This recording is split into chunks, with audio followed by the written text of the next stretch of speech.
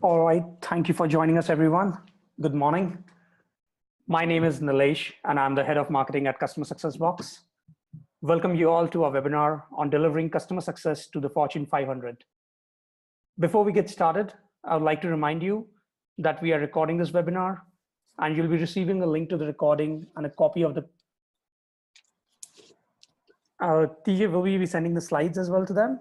That's correct. Yes, I will provide a copy of the slides when we're done. Okay, so we'll provide a copy of the presentation within 24 hours of this webinar. Also, you are welcome to send your questions throughout the webinar via the Q&A box at the bottom of your screens. We'll try to answer as many of them during the presentation, as well as we have a Q&A at the end for about 10 to 15 minutes. There will also be a 10-minute live walkthrough of our customer success platform after this presentation. And now let's get to the topic. I'm pleased to introduce to you our speaker, TJ Randall. TJ is an automation technologist and a leader who has been an application developer at Philips, ran a sales engineering team, and is now the VP of customer success at XebiaLabs, a leader in the Gartner Magic Quadrant for application release automation. But what makes TJ the authority on this topic, delivering success to Fortune 500, is that TJ and his customer success team cater to the best of the best. XebiaLabs is trusted by global 2,000 companies such as AIG, Bank of America, Toyota, and NASA. And today, TJ will speak about his experiences, mistakes, and wins while setting up customer success at XebiaLabs and dealing with Fortune 500 customers. This webinar will be moderated by Puneet Kataria. In his previous avatar, he was VP at a B2B SaaS company, Kayako, where he inherited 10,000 plus live accounts and was tasked to plug the leaky bucket. 5 years later, that translated into an obsession to fix the leak for every B2B SaaS business. And he started Customer Success Box, where he leads as a founder and CEO. In over 16 years of professional experience, Puneet has also held leadership positions at ThoughtWorks, IBM, Telelogic, and started his career as an engineer at Honeywell Aerospace. So thank you, TJ and Puneet, for doing this wonderful webinar for us. And with that, I'll turn it over to you, TJ. Excellent. Thank you very much. And hello, everyone. Thank you for joining. So the goal of this presentation is to be as interactive as possible. So please don't hesitate to ask questions as we go along. And Nilesh and Puneet will be feeding those in as well as working towards some of those at the end. But let's get started. So just some fun facts if you want to know who I am and what we're doing over here at XebiaLabs. For us at XebiaLabs, we're a software company. So customer success really to us means everything post-sale of the software. Currently, we're holding and maintaining a 94% retention rate, for our Fortune 2000 customer base, which is pretty exciting. And as you can imagine, pretty demanding. And just about myself, if you don't know about National Novel Writing Month, it's a lot of fun, nicknamed NaNoWriMo. So I've been doing that for quite a number of years. So what are we going to be talking about today? Well, there's really three sections to what we're going to talk about in terms of topics. The first is we'll give you a little background on what XebiaLabs, who we are, what we do, as well as how we approach customer success. Then we're going to switch gears and really talk about what that customer success model looks like. And then last but not least, we wanted to talk about some real world examples of this. So to give you some really tangible things to think about as well as take away. So high level, what does XebiaLabs do? Well, like I said, we're a software company. And to summarize it, I wanted to make this kind of easy and consumable. If you think of it this way, when we talk about these large enterprise organizations, and you think of terms like DevOps and continuous delivery and all these kind of buzzwords, what that means in an enterprise is you have a pipeline that you have to deliver code changes. So if you're in any type of technology field, if you work in, with your IT teams, that it's not just like a development environment and a production environment. There's kind of all these different environments in between. So really, what XebiaLabs does is as developers make changes that appear in your production, in your web, like for example, your website, we're helping to manage and accelerate that application release process. So we focus a lot on the entire delivery pipeline for all the people that work in the organization. And as we're going to talk a lot about in an enterprise, that doesn't mean just a couple hundred people. We're talking about large numbers of groups of people as well as business units, etc.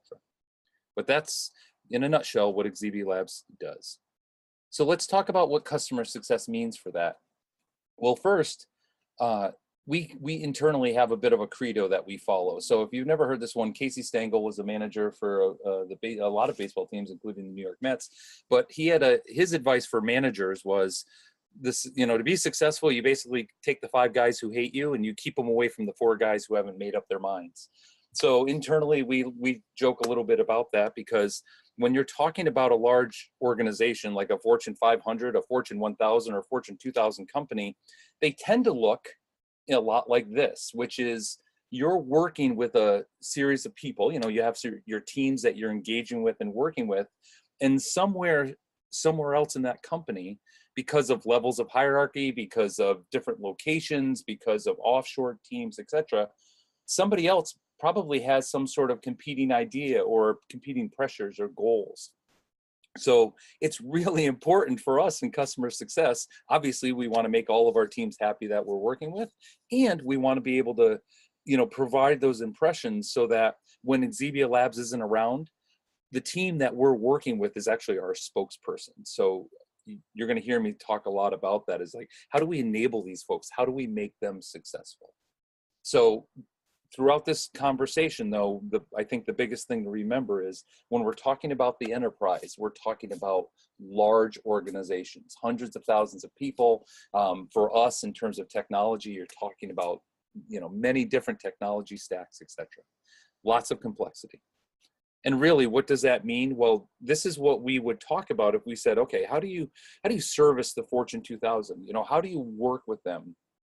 Well, for XebiaLabs, it's critical for us to identify a model that helps drive renewal, okay? So for XebiaLabs and our products, we make complex problems easier. So we help, for example, developers accelerate their code changes through that pipe that we talked about. We also help everybody else who has to consume those changes. So imagine like a QA team that has to do testing. Imagine a marketing team that has to build marketing literature around those changes. A training team that actually has to train the customers on how those changes will be incorporated. So if you kind of understand what I'm talking about in terms of size and scope, we would recommend that, just from a very high level, the approach that you would take for customer success in this order. You're going to focus on the team that you're working with, but then you have to remember, well, those teams answer up to different teams. So all of a sudden you're getting more complex. And then of course you have the business unit. So in most of our companies that we work with at XebiaLabs, we're working across business units or even divisions, that next higher level.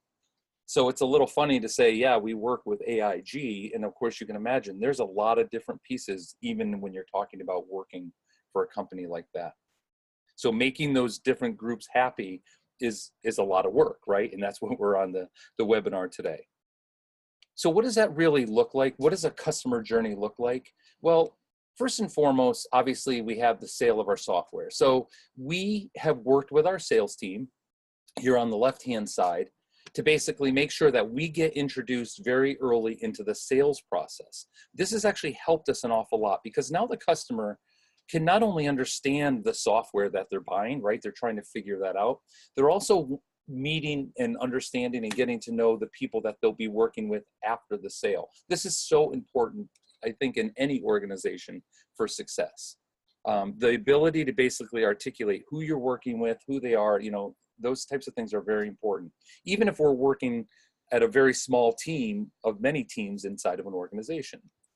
Well, then the next piece of this is really the implementation of our software. So that can mean services, it can mean training. Sometimes it just means partnering with them in different ways in order to make that local team successful.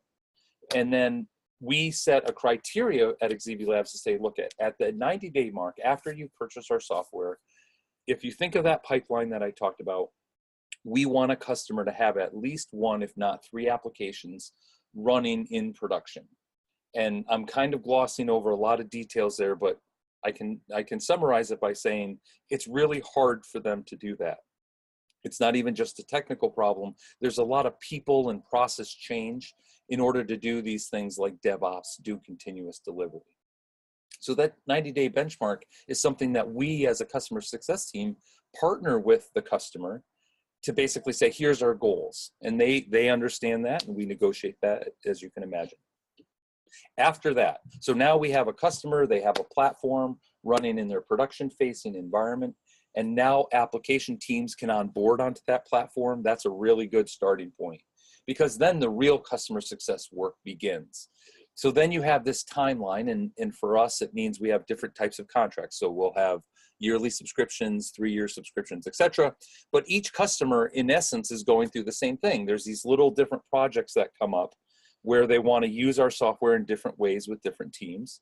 And we want to continually engage with them as we do that. So really, the right-hand side, the renewal, we want to make it so that the renewal is it just happens, and not because they're not happy with the software. We want the renewal to happen because we're actually now a key part of their solution that they're providing.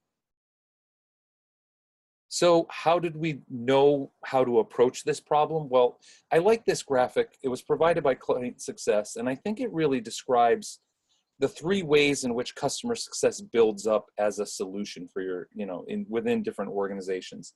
The first model 1, is really, I think, where a lot of startups tend to start. And if you would have talked to me 2 years ago, I would have said, yep, we were right there in model 1 as well, which is we had our salespeople. They were focusing on new logos. They were working on expansion. They were working on renewals. So anything that had to do with sales, they were working on almost exclusively. And then customer success, really, when we engaged with a customer, we started talking about things like, what's the value of the product, and how are they adopting the product?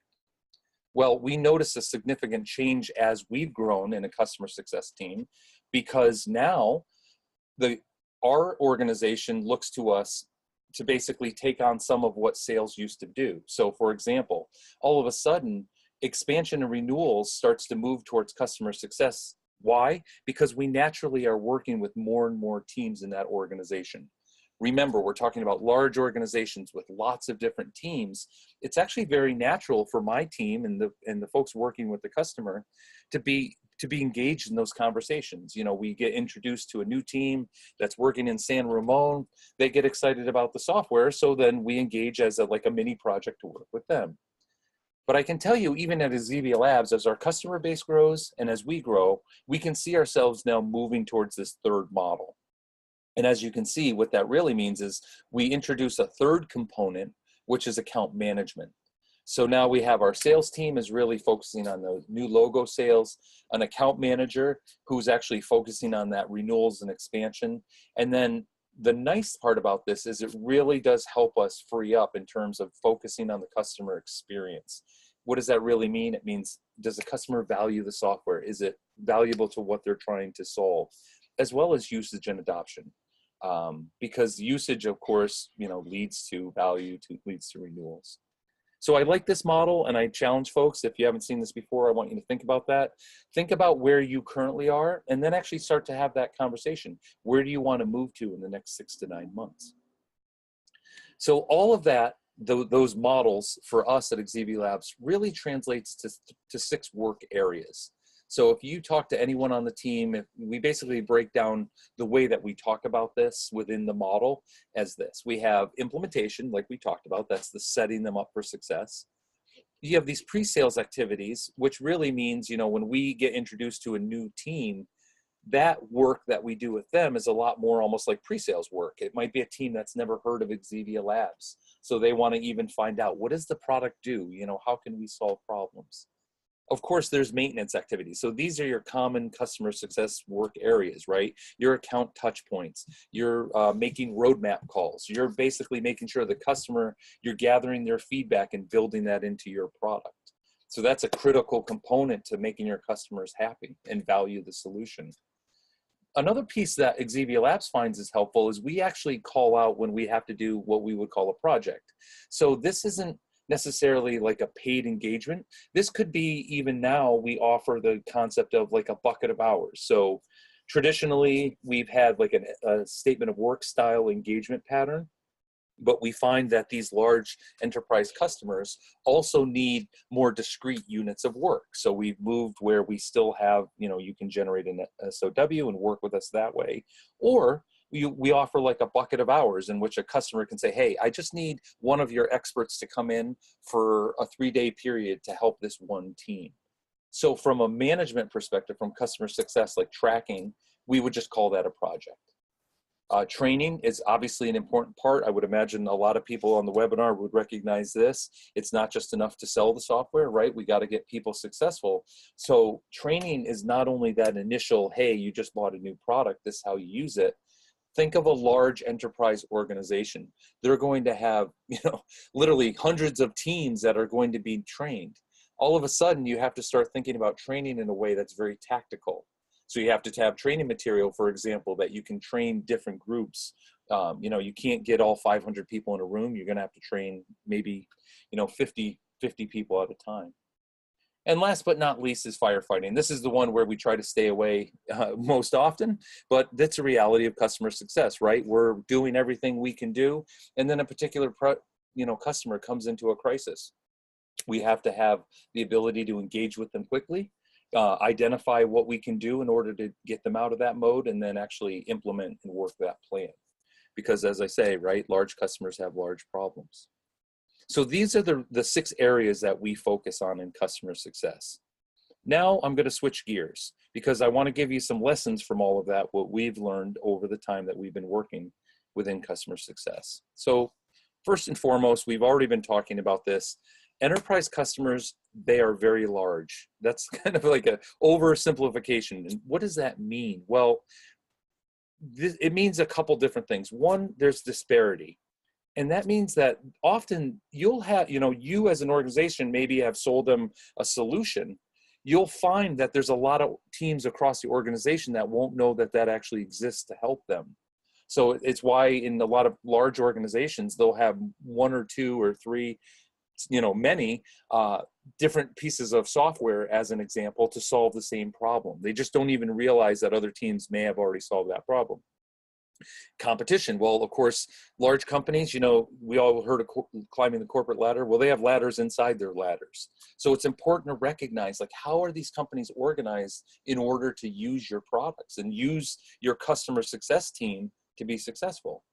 And of course, there's global initiatives. We see this at XebiaLabs an awful lot where, these companies are desperately trying to change in the technology space to be more modern, to maybe service their customers better. So you'll see where, like, you'll have Acme company announces that the whole company is going to move to cloud as a global initiative. And then all the local teams are all scrambling. Like, how are we going to rewrite our applications to do that? And then the other piece, right, they're large, they're also enterprise customers are complex. So they've got a lot of external pressures where the consumers are basically forcing them to think about, things differently. Whether you're a bank or an airline, you have to interact with your customers in totally different ways than you used to. Enterprise customers also have a lot of internal pressures as well. What does that mean? Well, there's always significant pressures to manage costs, increase delivery. So the people that you're working with and engaging with as a customer success team, it's important to recognize that and understand, like, how are those pressures affecting them? Last but not least, I like to call out, there's career pressures. Like, people are putting their careers sometimes on the line to implement organizational change. So all of a sudden, helping them, if you're engaging with them as a customer success team, helping them to make decisions. Sometimes, for example, it's easy to see why decisions would go up multiple levels, because people are saying, hey, if I'm going to make this organizational change, I have to get the right people in the room, so to speak. I have to get a larger organization.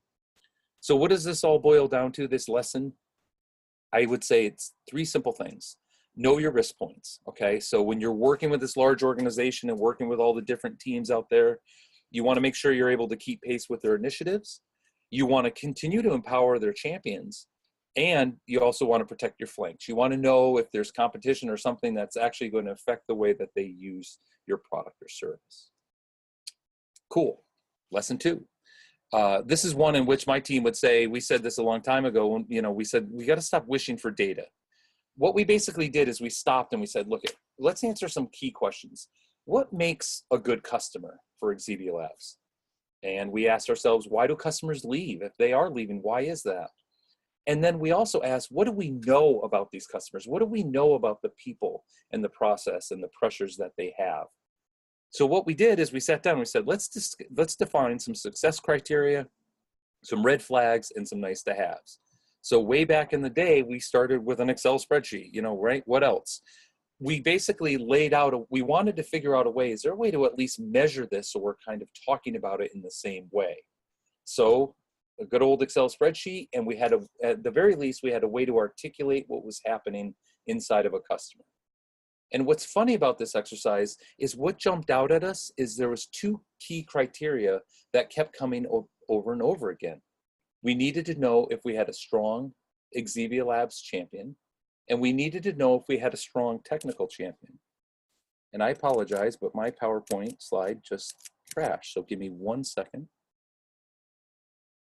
That's always going to happen in the middle of your slides, right? So Paneet or Nilesh, can you let me know if you can see my slides as they come back up? Yep, you're back up. So maybe that should be our 7th slide, Paneet, is in a large enterprise when you're talking about it, something is going to technically go wrong in a webinar. Okay, but we recovered quickly, so that's a good sign. So, now that you've taken a break, we have a question if you want to take them in between, or do you want to hold them back till the end? Yeah, but I'm sorry, I should have taken a little bit more of a breath there. Let's throw a question in, and we'll pause right there. So we've Alexander, and his question is, when is the customer value path mapped out within your life cycle? Is it set pre-sales or post-sales? That's a great question. That's actually a really good question. We actually, when we talked about that journey of the customer, the reason why we wanted to get introduced early on before the sale actually occurs is because those are the topics and conversations that we're actually talking about. We're saying, okay, they like our software. That's great. I'm glad they like our software, but they're trying to figure out how to do their job with our software. Therefore, understanding how they would articulate that value is very important. And the fact that they let us have that conversation even before they purchase the software has actually been beneficial for ourselves, the XebiaLabs customer success team, as well as the customer. Great question. That was beautiful insight. Okay. I think we're good. You can carry on. Okay. Thank you. Keep the questions coming. So we noticed that this question, like this champion, topic kept coming up around our customers, and so one of the things we sat down and we said, what does it mean? Well, like, what is it? Why is the champion so important? So one of the things I can tell you right now, the simple fact is that in order to be successful, your customer success team needs to identify and engage and enable across the organization. That's a given, right? You're working with different teams, having conversations, understanding their use cases, their value statements, etc. And inside of that, you need to be able to identify your champions. And the way that we articulate that is this. An old boss actually told me this. He said, look, a champion is someone who, when you ask them to go do something difficult for you, they come back. If they do that, then they're a champion. Otherwise, they're a cheerleader. And I think that's a great way to think about it from customer success. There's nothing wrong with having cheerleaders. We need them. We need those folks in the organization to be our voice when we're not there. Identifying the champion, though, I think is true across any type of customer success offering, because it's your champions that are going to do the things when things get tough. And we're going to actually talk about this in a little bit. So having your champions, building that relationship is so important for your customer success team, simply because now you really are partnering. You really to have someone that you can lean on as you work through that. Okay, so I'll keep going, and then maybe I'll stop after the next one for the next question. If you're up for a question on the last one. So, okay. TJ, and I think I love the comparison between a champion and a cheerleader and a very clear demarcation. But tell me, so do you find a champion or do you create a champion?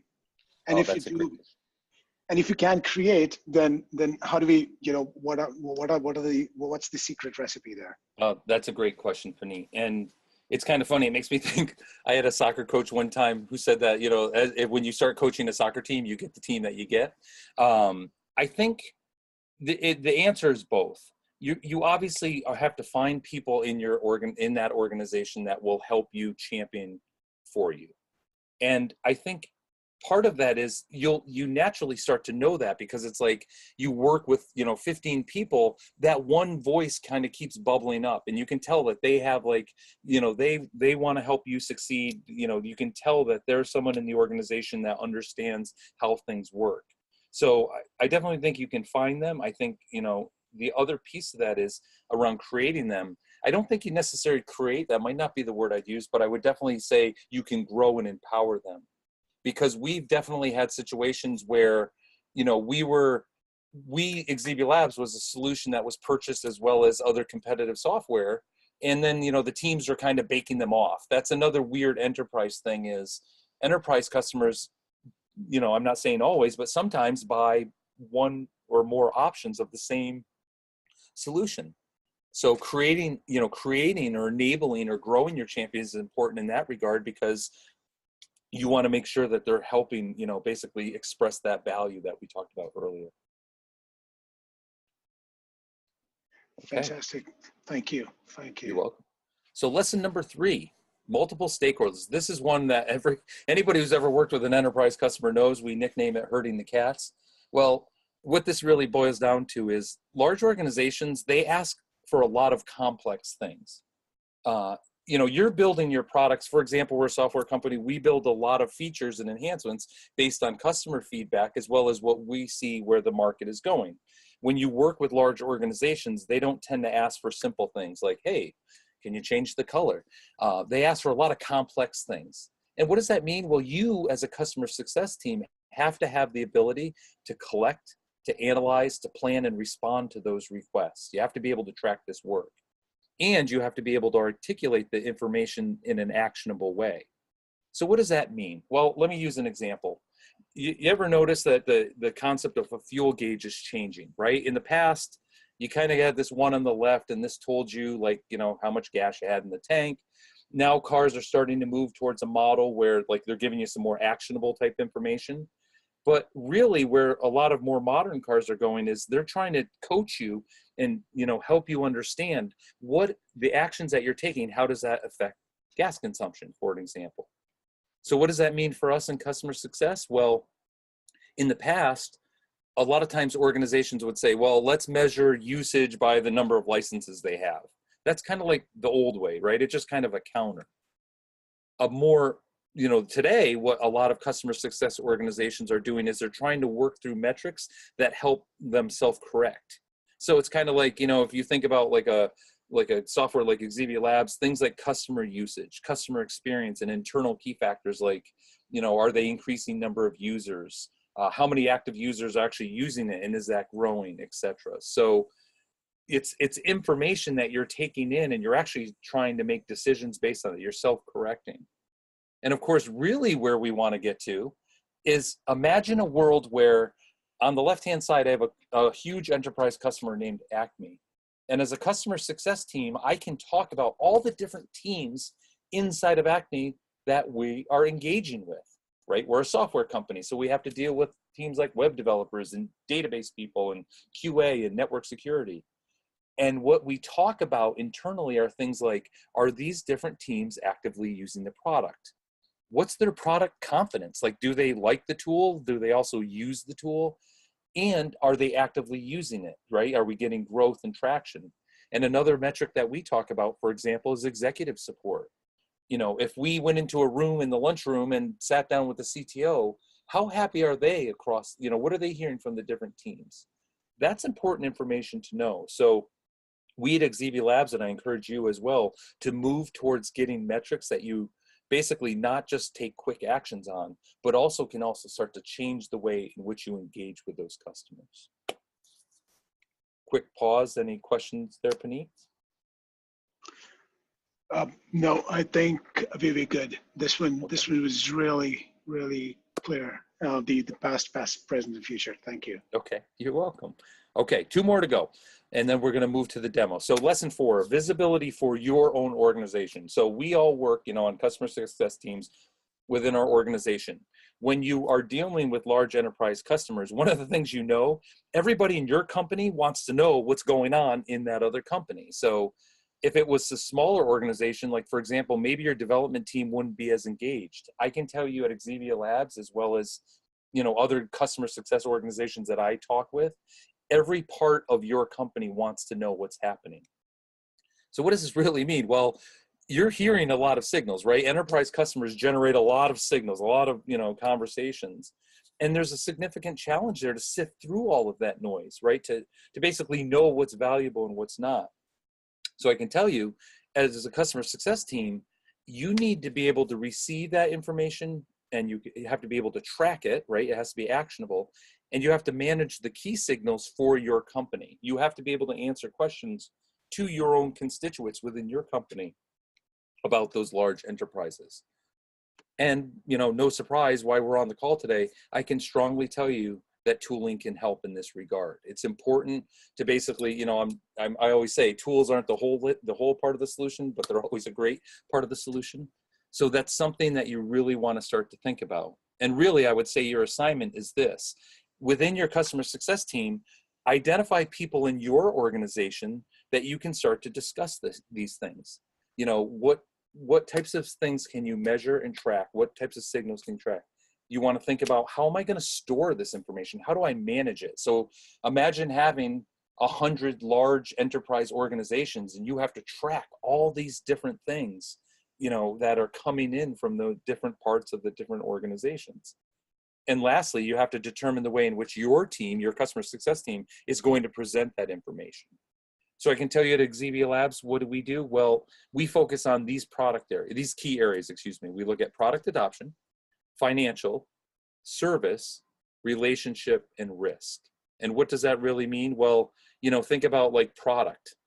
We talk about things like active usage of the products. Financials, like how are we doing with renewals? How are we doing with upsells? Service, what does our support tickets look like? Every time we release a feature into the wild, how does that play out? How many does it create a lot of support tickets? Relationship, that's very important to us, is these interactions that we're having, whether they're phone calls, whether they're email campaigns, whether they're, any type of interaction that you're having, keeping track of that. And of course, I've been talking about that too, is risk. Maybe the customer basically was talking to somebody and said, yeah, we've had a change in our priorities. That's a really good signal to listen to and understand and talk about and act upon. TJ, we have a question from Omar. And Omar is asking, so you mentioned about product confidence and executive support. And he would like to understand the difference between product confidence and executive support, especially from executive team's perspective. Okay. The way that I would answer that is the way that we listed that out earlier. I know you don't memorize the list, but I always start with the team and then the teams. You know what I mean? It starts to grow out, of course, across the organization. I think of product confidence tends to happen very locally, because those are the folks that are kind of on the ground. They're the ones who are using the product. They're the ones that are like, let's say there's an upgrade. They need to understand like what features are there and what is going to happen. So I tend to think of that more local than not. What I find, especially in large organizations, the executive level is listening for signals as well. So imagine, if an organization has a very large initiative, they decide to buy some software. What they want to hear as signals coming back is like, hey, the dev teams really are, they're definitely delivering. I'll give you an XebiaLabs example. The dev teams seem like they're really happy with that. They're speeding up, or it's really great. We had to do a hotfix in production, but we knew exactly what made what changes. So the executives don't tend to talk in terms of like product and features, in my experience. They tend to talk in terms of like, are we really getting value for what we bought? And value to like the executive level means, do I have visibility? Do I have the control I need? Do I have the security, etc.? Hopefully, Omar, that answers your question. Lovely. Yes, hopefully. Jordan says thanks.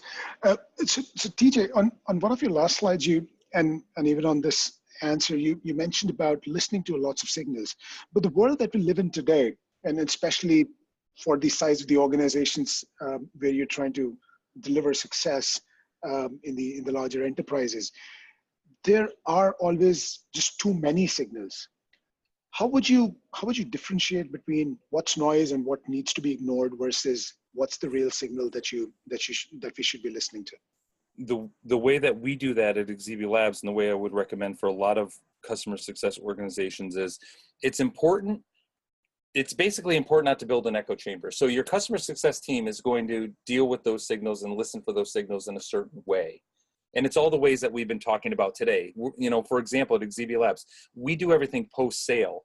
So we tend not to be listening for sales-oriented signals, okay? That's not a problem, actually. It's actually the way that I like the team that runs. But what's important is, if we're hearing some sort of sales signal, for example, we have a mechanism and a way to discuss that. And that's where we, you know, our organization pushes for that collaboration. So I'm not, you know, suggesting more meetings for sure. That's where I really do believe things like tooling comes into play. Imagine where you have a dashboard where you can sit down. This is something that happens at XebiaLabs, where I'll sit down with an account manager and he wants to walk through his accounts. How's things going? Well, imagine a world where I can sit with a dashboard and say, okay, let's go through your companies. Here's the 5 areas. And there's automation that's happening in the background that helps me aggregate this information. So I'm not manually entering all of this and then hopefully it bubbles up. It's basically, there's a system in place that's aggregating. That's where I will always turn to a tool to help in those terms. But then imagine that conversation now. Now I'm not just saying, you know, the screenshot here, I'm not just saying, okay, at this company, it looks like we're kind of good. It looks like our services, you know, we got to work on that. These are just starting points where we can start to explore, hey, do we have to have a phone call and talk with this company about service? It seems like we're getting a lot of support tickets. So that felt like a long-winded answer that kind of hit. Does that make sense? Absolutely. And in fact, we have a follow-up on that. So we have this one from FNG. And the question is, you know, when we have, and he appreciates your point of view of having multiple churn predictors, and especially, you know, having so many levers around it, especially while dealing with multiple high-value customers. And the question is, should we normalize the effect of multiple health levers, or just take the health lever of the health of each lever as an indicator across the board? That's good. I think that is an area where I think that's something, basically I think what I'm hearing the question go towards is, you don't want to create 60 new signals that you're listening for and trying to categorize them, right? It's almost like you as your team has to find that balance. So for example, I know on our team, we pretty much have narrowed that down to about 10 levers, if you want to use that connotation. And those are the levers where, like, if we hear signals or we're discussing things, if it doesn't fit into one of those, that's kind of the conversation. It's like, okay, we're hearing this thing. It doesn't really fit into what we're currently focusing on. Is that important? Is it not important? Should we do something with it? I mean, what I try to stress an awful lot with our teams, and it's just natural on my team, is we communicate those types of conversations. So, you know what I mean? It's like no one feels like they have to be like, oh, I've heard the signal and I don't know what to do with it. Okay. And we have more follow-up. Okay. So Sandy, and I'm just going to read it out. In the discussion about noise signal versus music, noteworthy signals, maybe we can, that's it. I like that one. Yeah, maybe we can find some patterns in the signals to differentiate that. And if it has a pattern based on the customer life cycle, then it's music probably. So I think that's a good insight and input from Sandy. Yeah, I think that's very good, because really, right, music is what we're actually trying to do here. It's like, what do we know is it will basically help us as part of this. So that's a great analogy. Yep. Okay. Perfect. Let's keep going. All right. So number 5, how do we talk about customers? Well, remember when we were talking about earlier, we had this concept of, we had these different work areas. And so for XebiaLabs, that was implementation, pre-sales, maintenance, projects, training, firefighting. Well, one of the things that's important is you need to know how you are going to talk about that and how it relates to your whole company. So let's walk through an example. What we've done at XebiaLabs is we've defined and agreed upon an internal process for when a customer hits a firefighting situation. So what does that really mean? Well, we think about our customer experience, and, sometimes we use NPS score for this dotted line. There's different things that you can use. But, this diagram kind of represents your customer's happiness score over the life of their experience with you. And as we all know, what we're trying to do, why customer success is here, is we're trying to identify problems before they get too far towards the dashed line, right? We want to be able to identify, you talked about the signals, and we want to be able to hear these things and basically take appropriate actions. Well, my grandfather had a great saying that I still follow. He always said, trust in God, but lock your car. We all know that you're sometimes going to get into a situation where you're going to hit a point with a customer where now it's not only a little lever you have to pull, right? You have to go into recovery mode to make sure that customer's happy. And what does that mean? Well, it pretty much means some painful recovery work. You're going to have to do some mitigations, right? Your company is probably going to be doing a lot of extra work at all levels of the organization. Maybe that's the VP of sales getting on the phone with the CTO of the company, the other company, and saying, hey, we're working on this problem and we want to partner with you, and these are the ways that we're going to engage with you. So what we find is, all of those mitigations, we're smart people, right? We can get people back to the happy line. And then it's really about getting on track, because it's not just enough just to be like, okay, the product's okay. We want to get them back onto the curve where they're like, this is the product that we want to use. So your challenge, and our challenge that we face as well, is you have to plan for this type of situation. You have to. And you have to actually communicate that plan to your constituents. So people in your company need to know what happens when we go into a firefighting mode with a customer. Okay? It's not just people running around with their hair on fire. We have a plan. And of course, then, like the saying goes, we're going to just hope the plan isn't needed, right? And what does this really mean? Well, I'm giving you an assignment. It means you have to go out and define the work areas that your customer success team manages. Then you basically, once you've identified those work areas, it's important to develop and communicate, and then train your company on these work areas. They also should be thinking about customers in this way. So for example, I'll give you two hints to start this assignment. Imagine if you use projects, kind of like we use projects. You said, okay, we're going to talk about what does completion criteria look like for projects?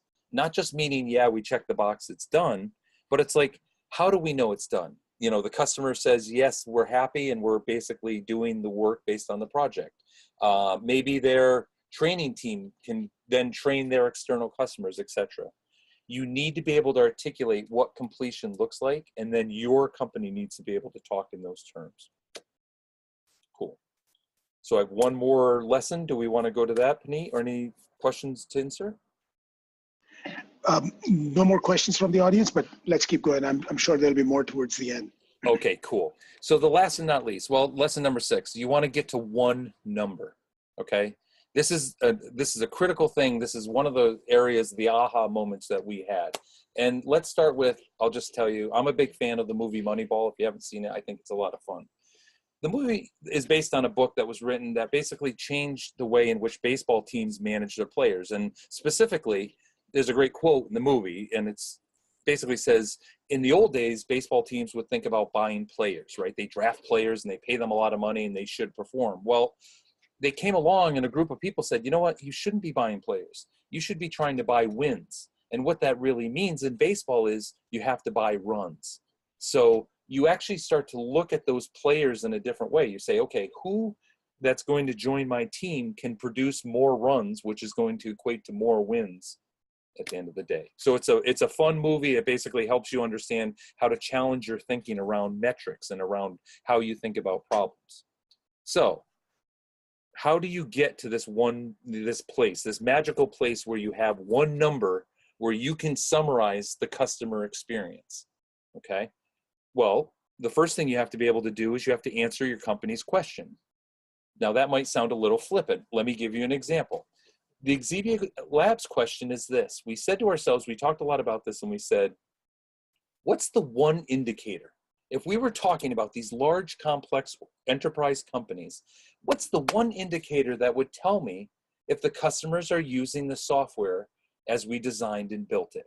So we at XebiaLabs have a lot of smart people creating a lot of smart software solutions, but how do we know customers are using it the way we designed it and the way we built it? That was our question that we said we were going to set out to answer. And what that boils down to, the key metric this boils down to is this: how fast can a developer get a change into production? Remember my little pipeline drawing from before, what we do? We recognize that the number of days, or maybe the percentage of time it takes for a developer to get change through the pipe, should go down if they're using our product. So inside of XebiaLabs, and I challenge you to do the same, you need to think about getting that one number. So we can now articulate, basically for these large enterprise customers, how well they're doing as an enterprise by basically answering the question, well, what does it look like for their developers to get changes in production? And remember, we talked about these are large, complex organizations, right? We want to watch that percentage change over time. So is this a tough exercise? It sure is. But I can guarantee you, if you're going to work with large enterprise Fortune 2000 companies, this is where you're going to be able to show significant value. You're going to be able to say, I understand these customers, and really at the end of the day, I can tell you how well they're doing, with our products. So let me just pause there.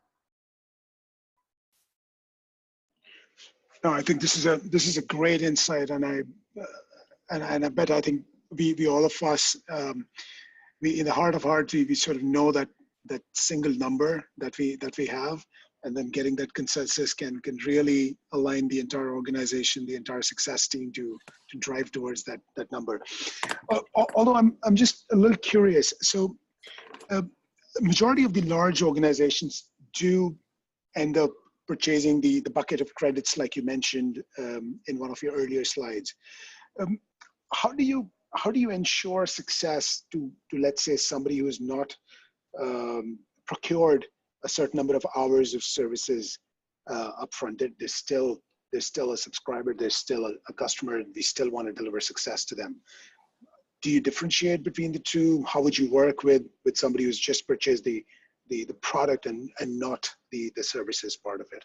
Oh, that's a really great question. And I can't remember who asked that about the different levers. So one of the levers that we've actually identified, it was on an earlier slide with even the initial criteria, the green, the success criteria, the red flags, and the must-have, the nice-to-haves, excuse me. One of the red flags for us was the example that you just gave. It said, okay, what if a customer purchases the software without any type of training or implementation guide? We at XebiaLabs, we do solve complex problems, but that means there's some technical things going on behind the scenes.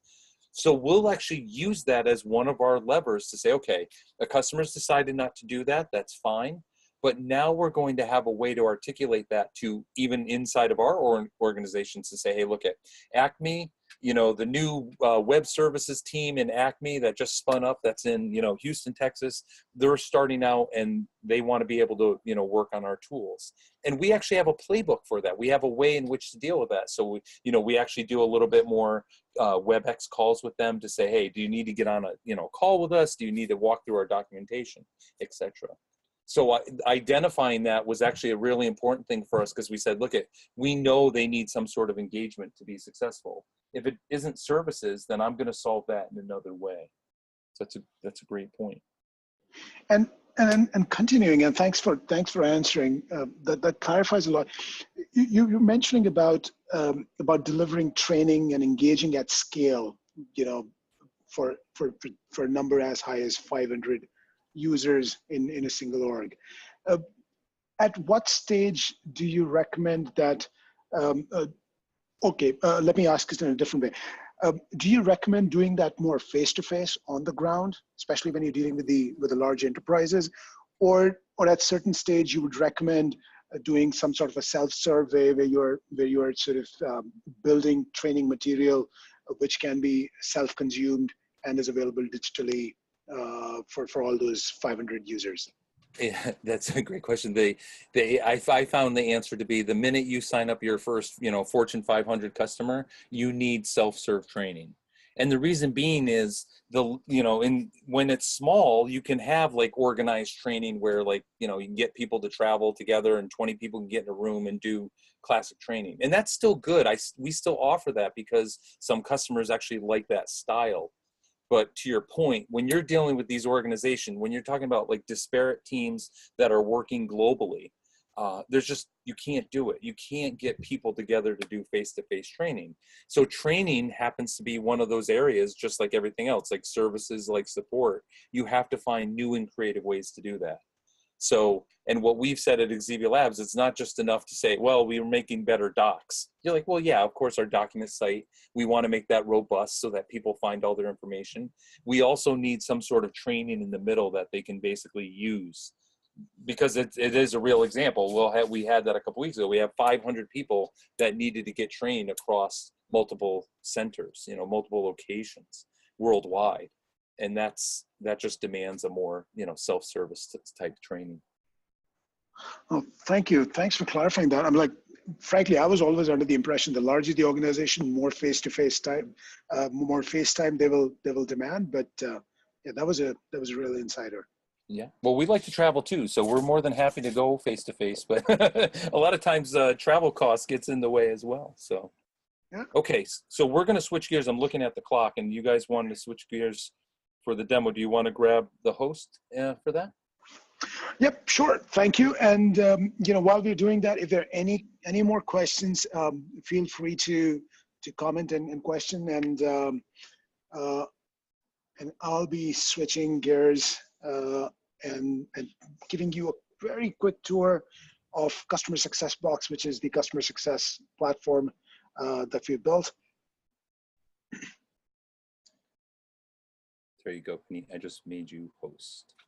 Okay, thank you so much.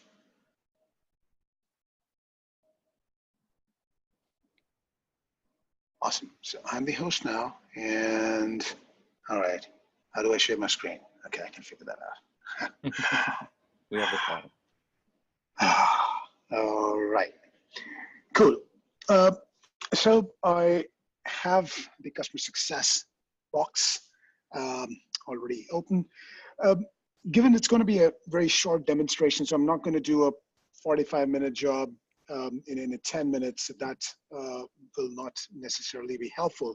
Instead, I thought I'm going to focus on just one key aspect. We all realize that once a customer purchases a software, the first 90 days, 100 days, whatever that initial window that you have set for yourself or find is the right window for your initial product adoption is extremely critical.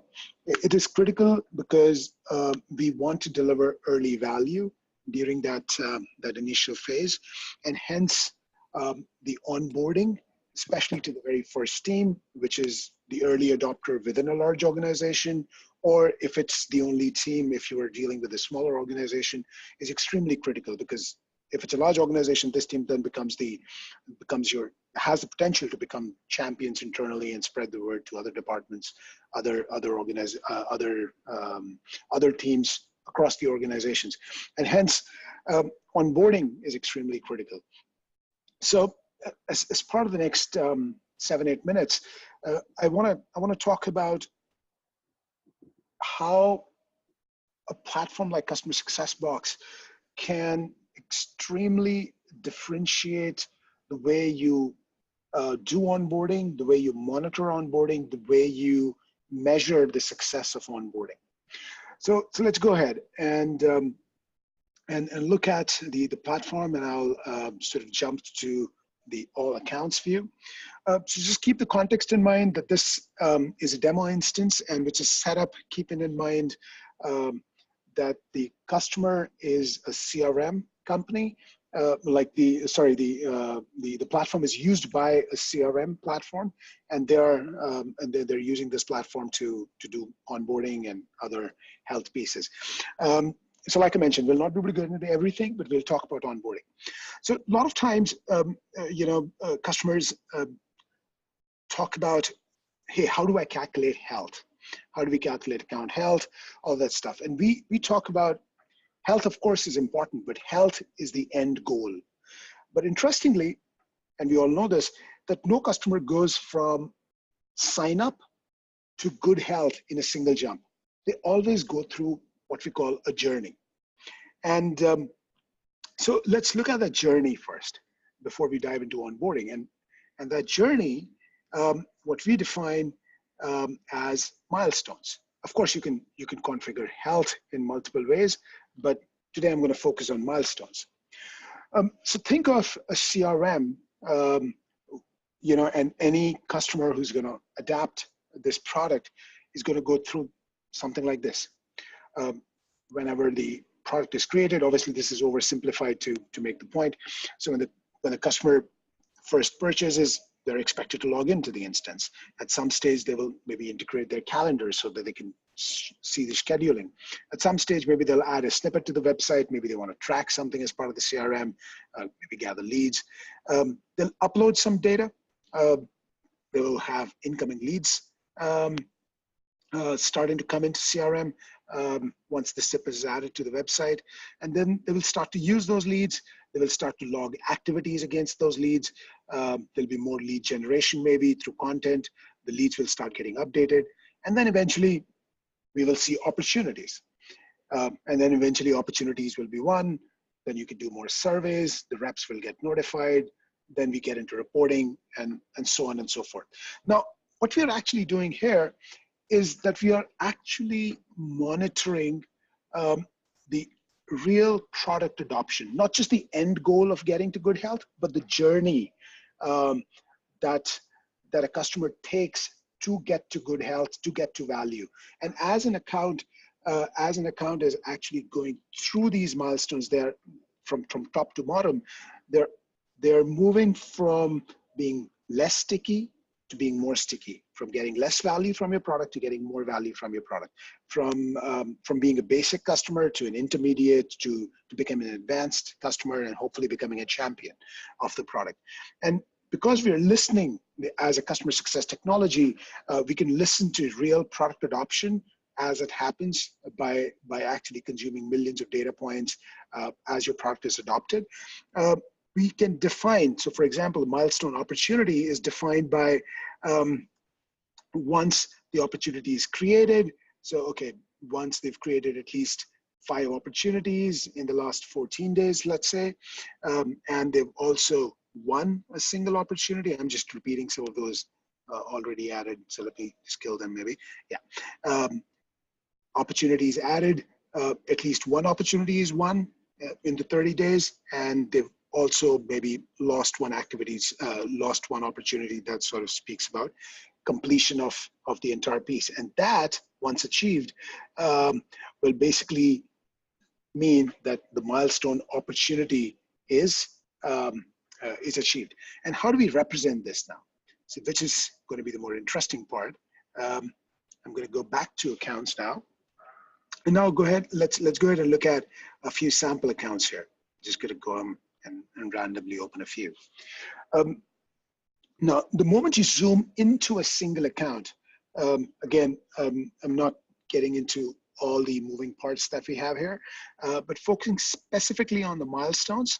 Now, in the milestone, you can see all the milestones that we've created, and then you can see the ones which have been achieved and the ones which have not been achieved. So the solid bubble is actually talking about the milestones which are achieved, and you can see when they were achieved.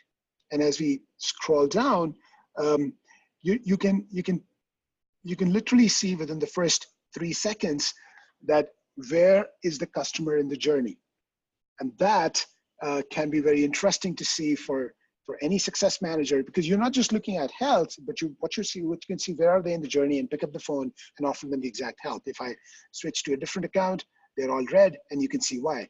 Not a single milestone achieved. they've not even logged in maybe. Another customer, another story, another journey.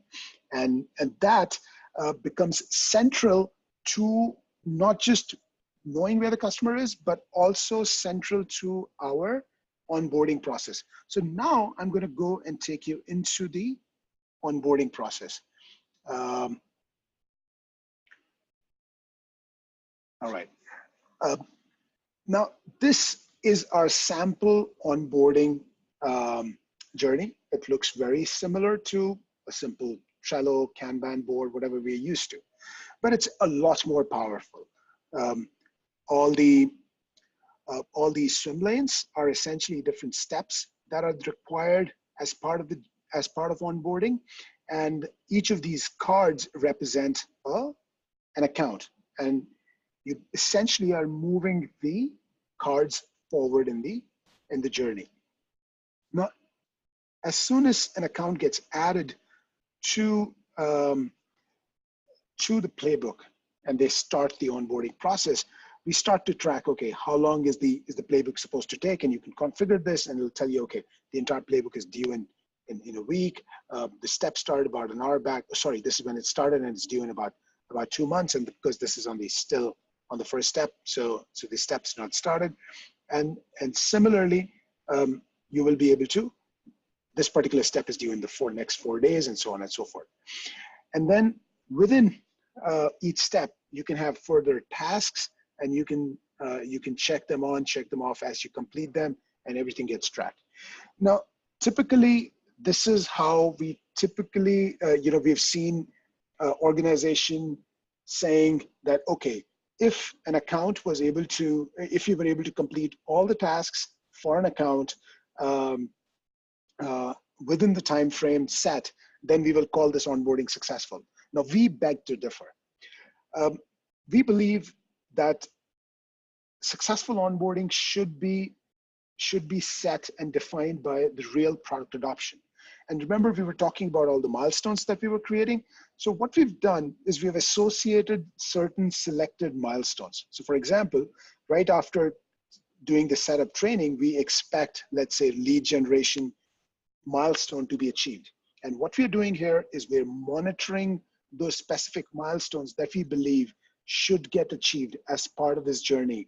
And that becomes our key indicator for knowing whether this onboarding was successful or not.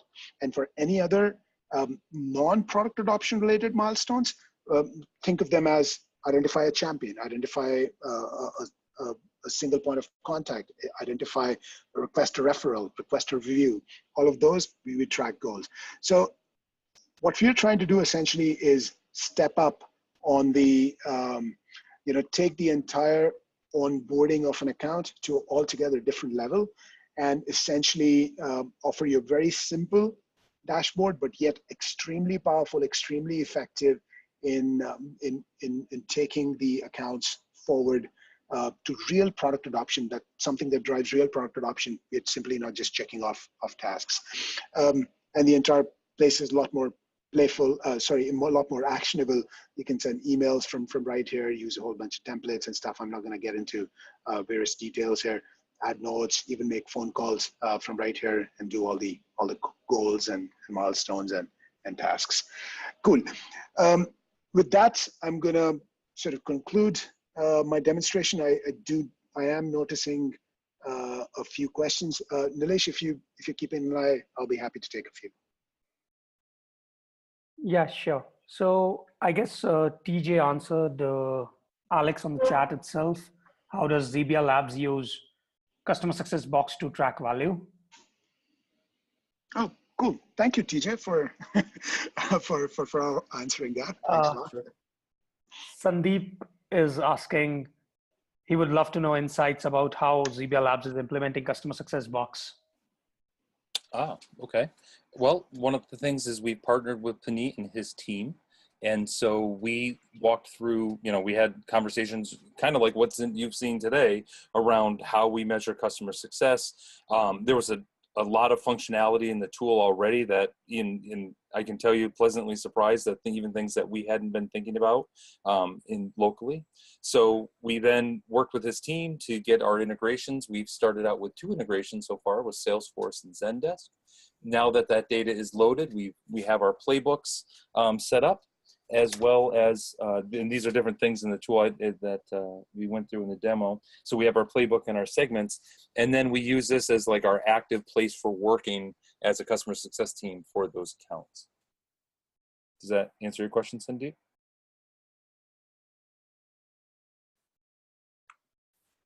Okay, I hope yes. Thank you, TJ. All right. And I did get a couple of questions in the Q&A, and people were asking, when would be a right time to start using a customer success tool? And I think, Puneet, this is what we wrote about on today. Like, when is the ideal time to use customer success tools? Yes, and I don't know, that blog might surprise a few that we've just released today, so I'll recommend you go check it out. But the short answer is there are prerequisites before you jump in and pick up a tool. Frankly, it's always about the practice. A tool alone cannot deliver success, and it's just not true about a customer success tool, but any tool for that matter. And I do realize I'm doing some unselling, so Nilesh, forgive me, but that's the right answer there. Yeah. And so some of the prerequisites we've mentioned in detail on the blog, though, but some of the prerequisites is get some basic onboarding practices in place. You want to bring definitely a leader who's going to own customer success. You want to have at least 2 or 3 member team who gonna run the show, and a few more prerequisites that we certainly recommend, and just to make sure that yes, you're ready and you can sort of roll it out successfully within your organization. That about sums it up, and I've just posted the link on the chat in case anyone wants to read it right away. Otherwise, I'll probably send an email soon regarding the blog to all our subscribers. Cool. Perfect. I think that's about it for today. So thank you so much, everyone who have stuck around and made this webinar a success. If you have any more questions, you can email it to us. You have my email ID in your inbox. It is Nilesh, N-I-L-E-S-H, @customersuccessbox.com. We'll be sending you a recording and a copy of the slides shortly, hopefully within the next 12 to 24 hours. And a very good day, rest of the day to all of you. Thank you, TJ. Yes, thank you. It was a wonderful presentation. Thank you. We hope to see more of you on our webinars. Sounds good. Yes, perfect. Yes, thank you so much, TJ, and thank you. Thanks a lot. Thanks, everybody. Bye. We enjoyed all the interaction. Take care. Cheers.